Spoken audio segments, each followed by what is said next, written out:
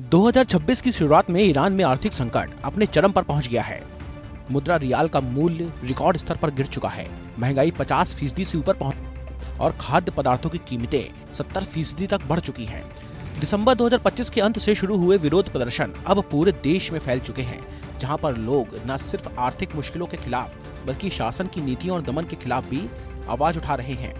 इसी बीच कई ईरानी नागरिकों के मन में एक गहरा सवाल उठ रहा है कि सदियों से ईरानी समाज कैसे बदला है, खासकर महिलाओं की स्थिति में क्या फर्क आया है।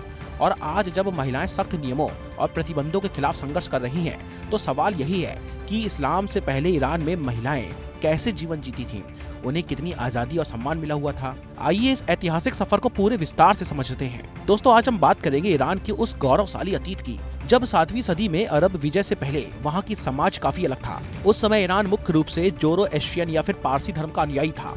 आइए देखते हैं उस दौर में महिलाओं की स्थिति कैसी थी। 7वीं सदी से पहले ईरान ससानियन साम्राज्य के अधीन था, जहाँ पर जोरोएस्ट्रियन राज्य धर्म था।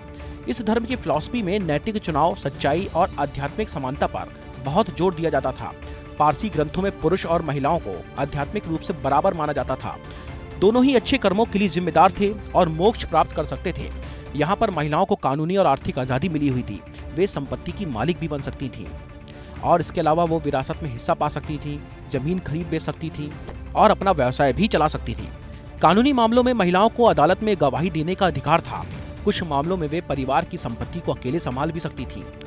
राजनीतिक क्षेत्र में भी महिलाओं की भूमिका उल्लेखनीय थी। ससानियन इतिहास में तो 2 महिलाओं ने खुद सिंहासन भी संभाला है, रानी बोरान और उनकी बहन रानी अजरमिदोक्त। ये दोनों 7वीं सदी में ससानियन साम्राज्य की रानी बनी और पूरे साम्राज्य पर शासन किया। ये ईरानी इतिहास में महिलाओं के शासक बनने के दुर्लभ उदाहरण हैं। शाही और कुलीन परिवारों की महिलाओं को औपचारिक शिक्षा मिलती थी। कुछ महिलाएं डॉक्टर, प्रशासक और यहाँ तक कि सैन्य अधिकारी के रूप में भी काम कर सकती थी।